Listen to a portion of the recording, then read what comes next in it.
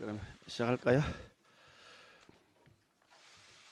어제 우리 당의 신임 지도부와 정부와 대통령실이 첫 번째 고위당정 협의를 가졌습니다. 민심 우선, 민생 우선 원칙하에 앞으로 당과 정부, 대통령실이 호흡을 맞춰서 보다 긴밀하게 협의하도록 하겠습니다. 형식적인 부처 현안 협의가 아니라 국민의 삶과 밀접한 안건이 심도 깊게 논의되도록 당이 정책 주도권을 가지고 임하겠다는 말씀을 드립니다. 민심의 목소리 그대로 전달하면서 정책이 발표되기 이전에 당과 충분한 논의가 진행되도록 해야 한다는 당부를 드렸습니다.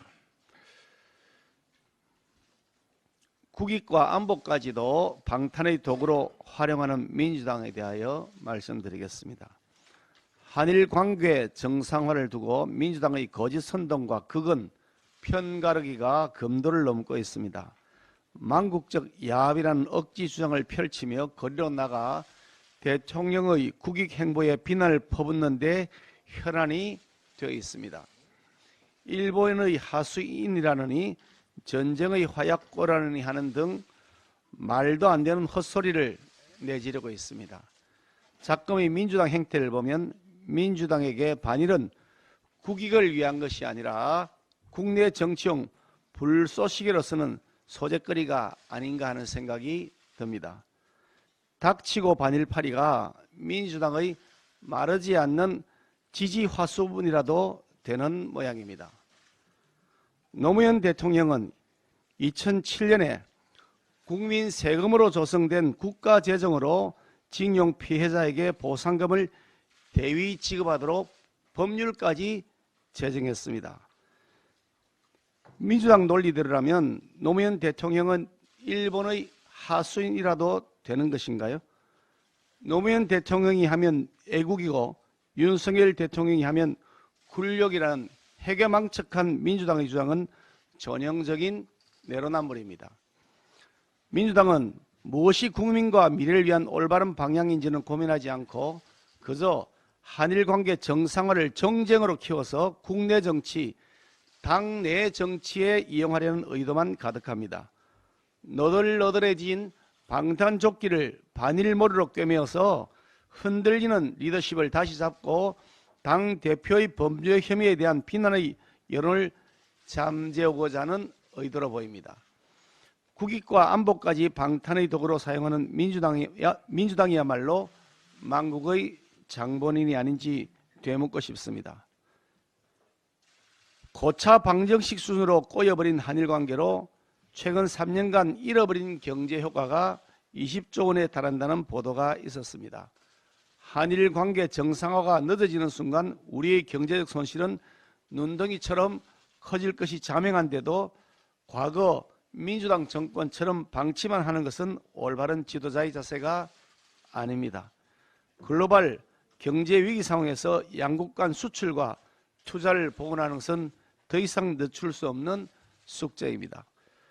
프랑스에서 마크롱 대통령이 미래 세대를 살리기 위한 결단으로 연금 개혁안을 통과시키는 데 있어서 심지어 프랑스의 야당 중에서 일부마저도 찬성을 했다는 뉴스를 보면서 신선한 충격을 받았습니다. 모름지기 적어도 대통령이 되겠다는 국가 지도자라면 당장의 눈앞의 당리당략에 집착하는 어리석음을 버리고 나라의 미래를 위한 결단을 할 줄 알아야 할 것입니다.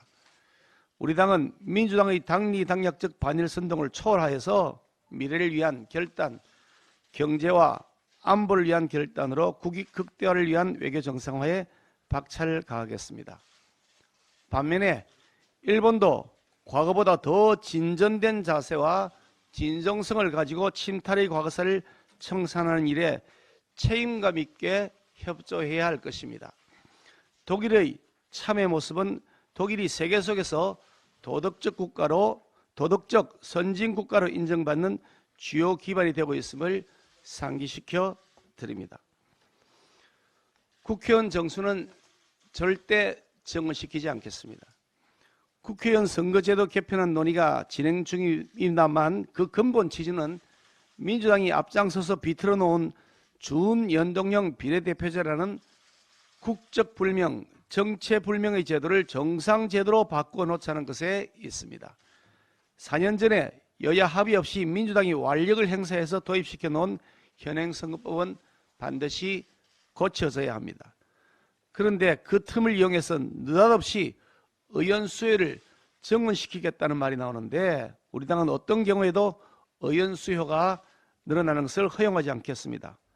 의원 숫자가 늘어나는 안은 아예 안건으로 상정할 가치조차 없다는 말씀을 드립니다.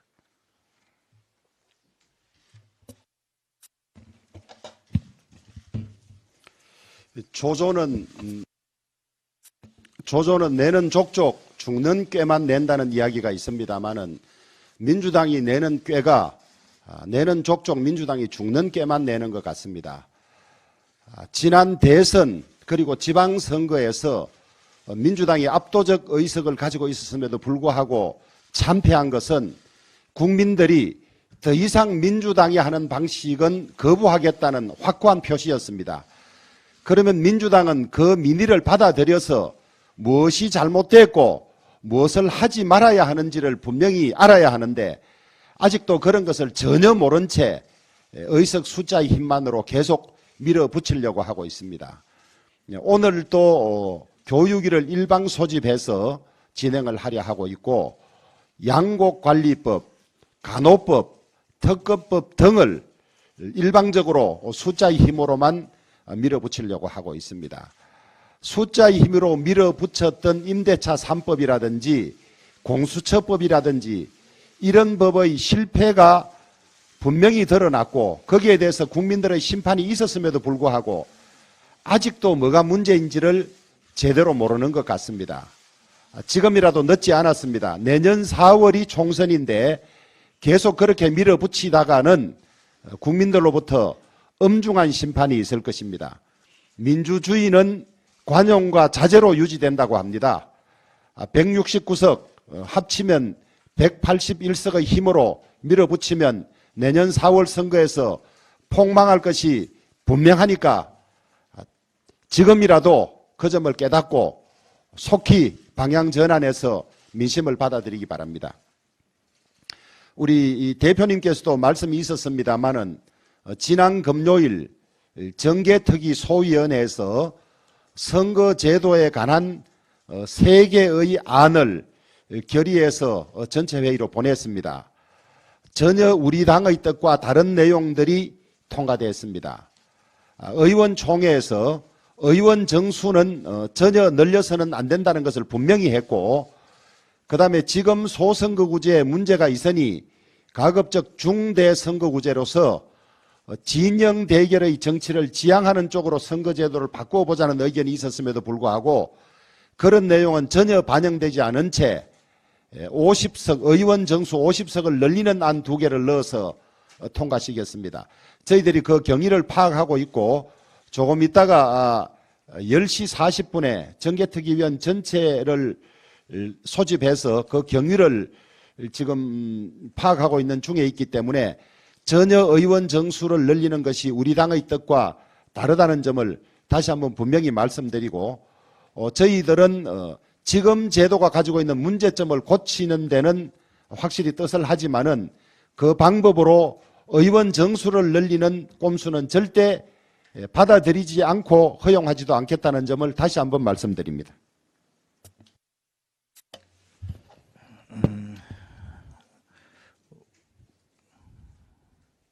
우리 헌법 제41조 2항에는 국회의원 수는 법률로 정화돼 200인 이상으로 한다. 국회의원의 선거구와 비례대표제 기타 선거에 관한 사항은 법률로 정한다라고 규정하고 있습니다.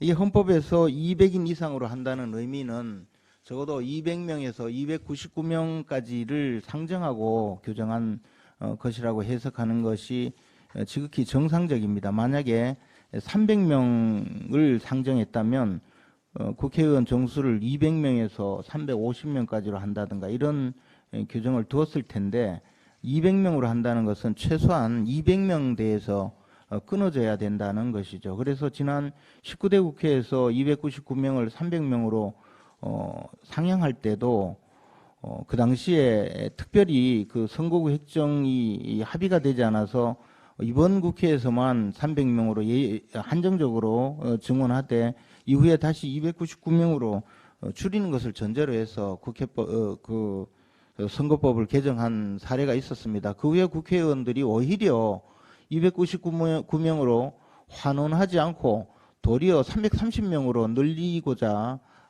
여러 그 선거법을 제안을 했었는데 그것도 당시 민주당 의원들에 의해서였습니다. 그래서 국민의 많은 지탄을 받고 결국에는 300명으로 그대로 이어져서 오늘날까지 왔습니다. 저는 지금 현재 300명으로 규정된 국회의원 정수조차 이 헌법 위반이라고 판단하고 있습니다.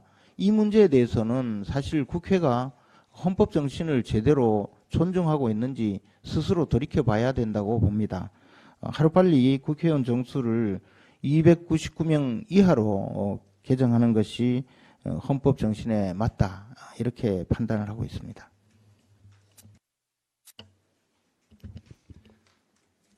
내일 모레 3월 22일은 세계 물의 날입니다.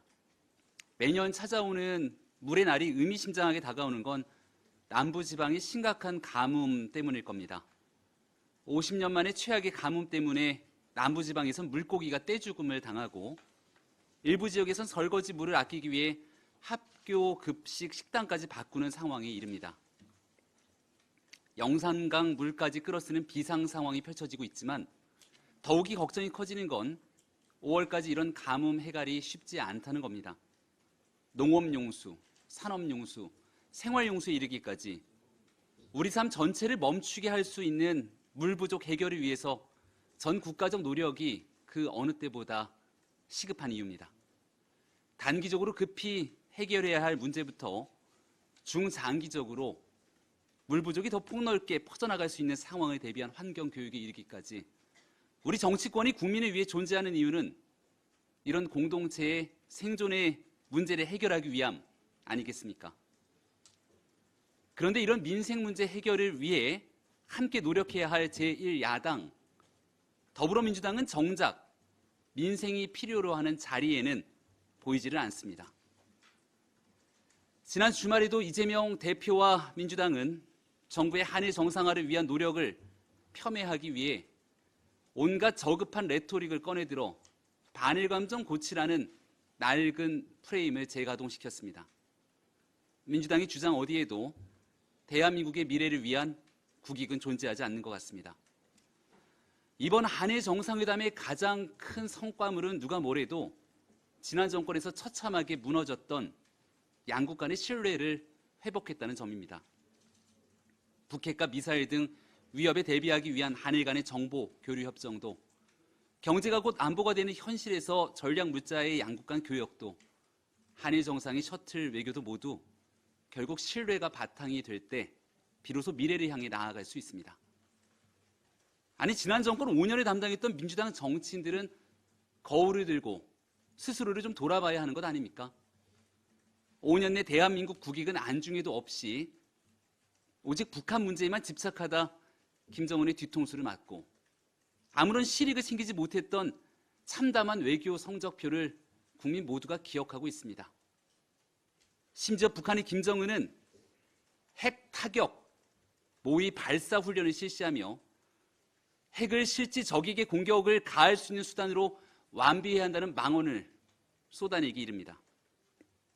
대한민국 바로 머리 위에서 북한이 모의 실험까지 해가며 핵으로 실제 위협을 가하고 있는데도 민주당은 우리 정부를 향한 비난의 화살을 계속 쏘아댈 참입니까? 북한의 핵 위협으로부터 우리 안보를 지키기 위한 국제 연대가 그 어느 때보다 절실합니다. 대한민국 국익을 위해, 국민 삶을 위한 민생을 위해, 우리 공동체를 지키는 안보를 위해 민주당이 실용의 자세로 제1야당다운 무게를 보여주길 바랍니다.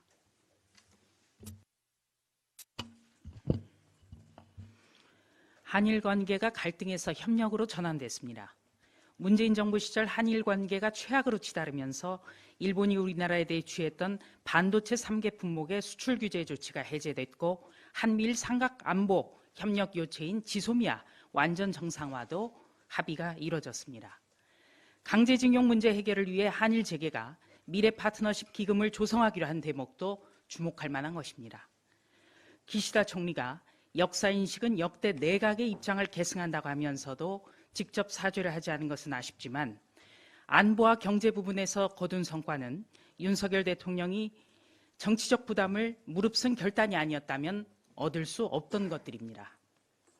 외교, 특히 민감한 난제가 산적한 한일 관계에서 어느 한쪽의 이익이 100% 관철될 수는 없습니다. 비판을 해도 국익의 바탕을 두고 철저히 사실과 논리에 따라 이루어져야 합니다. 그러나 이재명 더불어민주당은 한일 관계를 최악의 구렁텅이로 만든 것에 대한 반성 전혀 없이 또다시 죽창가만 부르고 있습니다. 윤석열 대통령의 결단은 한일 관계를 김대중 오부치 시대로 복원하고 발전적으로 계승하기 위한 것입니다. 노무현 전 대통령이 한미 자유무역협정 체결을 결단했던 것도 국익을 바라보고 세계 질서를 고려한 것이었습니다. 당리당략에만 치우쳐 비이성적 선동으로 국익을 저해하는 더불어민주당의 행보는 누구를 위한 것입니까?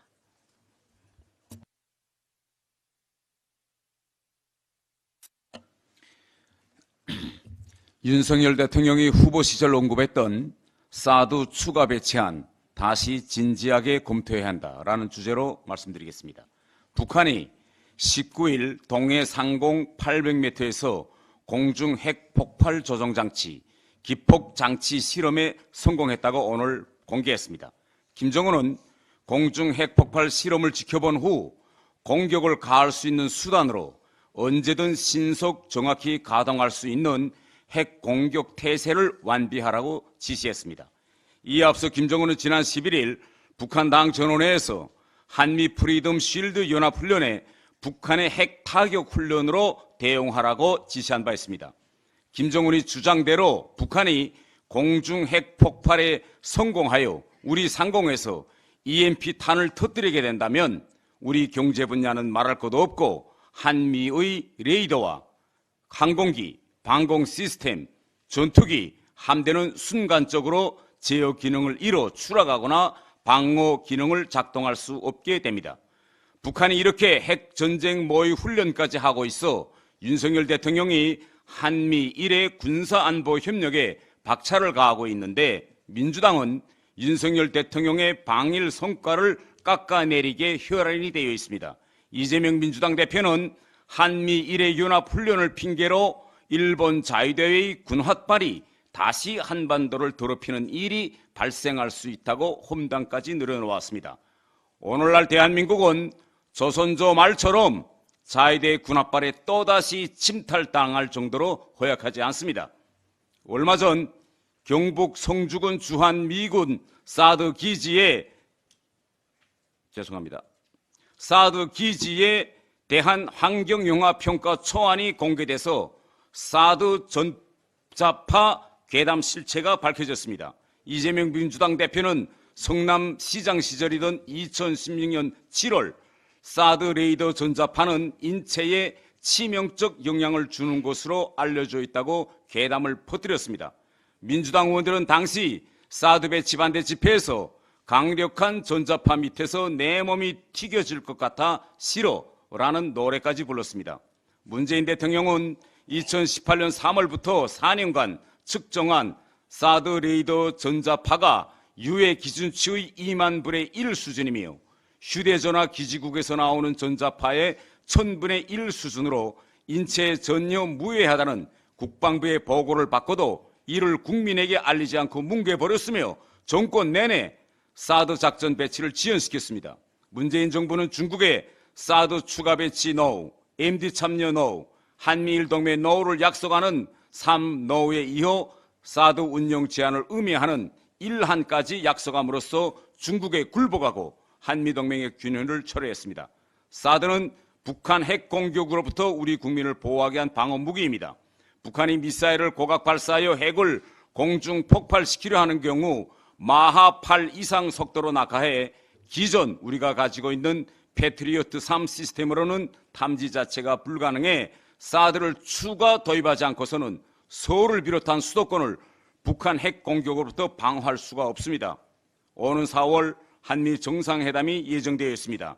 이제라도 북한의 핵 공중 폭발에 실질적으로 대비하는 준비를 하려면 윤석열 대통령이 후보 시절 언급했던 사드 추가 배치안을 진지하게 다시 검토해봐야 합니다. 그리고 국민의 생명과 안전, 국가의 사활이 걸린 사드 등 MD 구축을 반대하는 이재명 대표와 같이 가짜뉴스, 괴담 생산 정치인부터 퇴출시켜야 합니다. 중국은 사드 배치에 더 이상 시비를 걸지 말아야 합니다. 이상입니다. 네, 문재인 전 대통령이 양산을 찾아온 민주당 박용진 의원에게 좌표찍기, 문자 폭탄, 증오와 혐오 언어 난무하는 상황이 걱정이라는 말을 남겼다고 합니다. 강성 팬덤의 테러를 양념이라고 두둔한 문재인 전 대통령의 갑작스러운 입장 변화가 낯설기만 합니다. 개딸이 있기 전에 극성스러운 문바들이 먼저 있었습니다. 이 같은 강성 팬덤은 사실을 왜곡하는 가짜뉴스를 적극적으로 퍼뜨립니다. 최강욱 의원이 어제 SNS에 태극기를 일장기로 합성한 사진을 올린 것도 가짜뉴스입니다. 정치권은 팬덤의 늪에서 빠져나와 민심의 바다를 향해 나아가야 합니다. 한일관계 회복을 위한 조치에도 당장 목소리를 높이는 강성 팬덤에 부안해동하지 말고 신중하고 차분하게 경과를 주시하고 있는 민심을 바라보는 태도가 필요합니다. 대화가 필요해라는 노래 제목처럼 국민의힘은 여러 의견을 가진 국민들과 더 적극적으로 대화를 나누겠습니다. 입장이 다른 나라와도 만나 외교와 대화를 복원하겠습니다. 무턱대고 탄도미사일을 쏘는 무장 집단, 문자 테러를 하는 강성 팬덤만 아니라면 대화를 나누지 못할 이유가 없습니다. 청년들이 주축이 되어 한일 문제, 근로시간 유연화 문제에 있어서도 당사자들과 대화에 앞장서겠습니다. 정부의 주요 부동산 규제 완화 대책이 국회 문턱을 넘지 못하고 부동산 시장의 혼란과 국민 불편이 가중되고 있습니다. 특히 부동산 시장의 자유를 돌려줄 것으로 기대됐던 취득세 중과 완화와 실거주 의무 폐지 등의 시행은 기약이 없습니다. 정부가 지난해 12월 다주택자 취득세 중과 완화를 발표했고 올해 초 1.3 부동산 대책에는 수도권 분양가 상한제 아파트에 적용되는 실거주 의무 폐지가 포함되어 있습니다. 하지만 뒤따라야 할 주택법과 지방시법 개정 작업은 국회 본회의는커녕 상임위 논의조차도 지지부진한 상태입니다. 당장 법이 통과되어 되지 않으면 정부 발표를 믿고 집을 사고 청약을 받은 실수요자에게 큰 피해가 돌아갑니다. 부동산 완화법 발목을 잡는 야당은 언제까지 민생을 외면할 겁니까? 민주당은 민생을 외면하지 말고 법 개정에 적극 동참해 주시기를 바랍니다.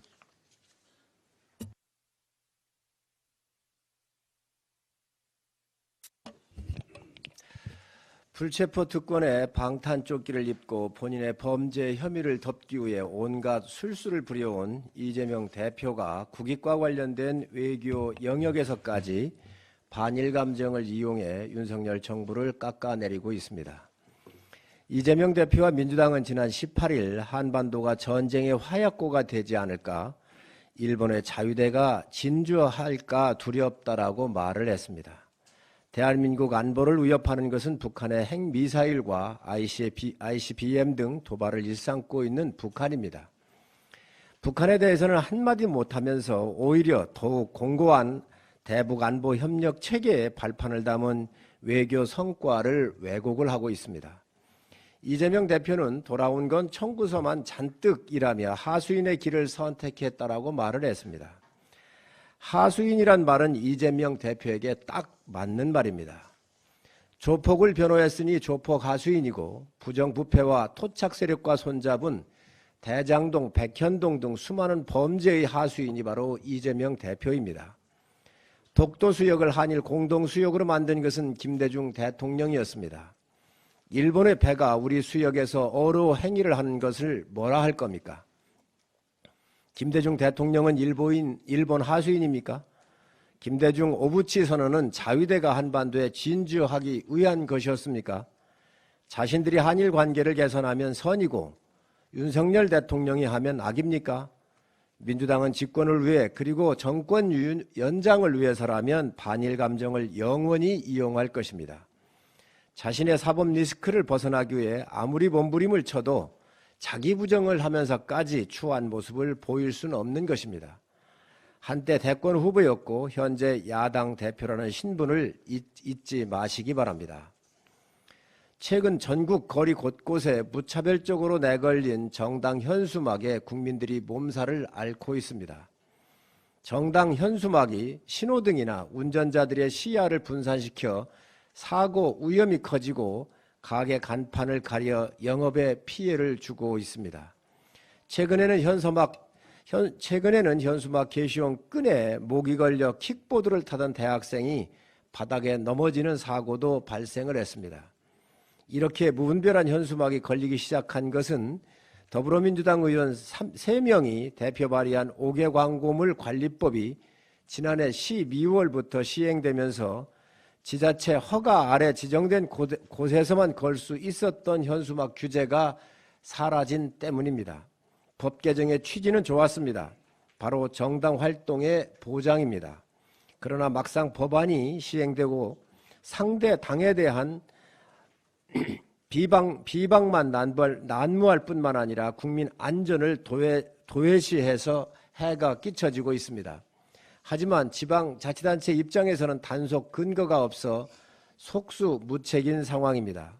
정당들은 현수막 게시 관련 규제를 전혀 받지 않고 일반 국민들은 지자체 허가를 받아 지정된 장소에만 게시하는 것은 형평성 차원에서도 문제가 분명히 있습니다.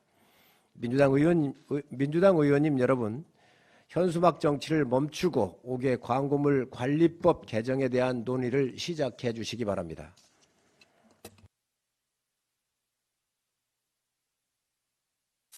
그럼 비공개로 전환하겠습니다.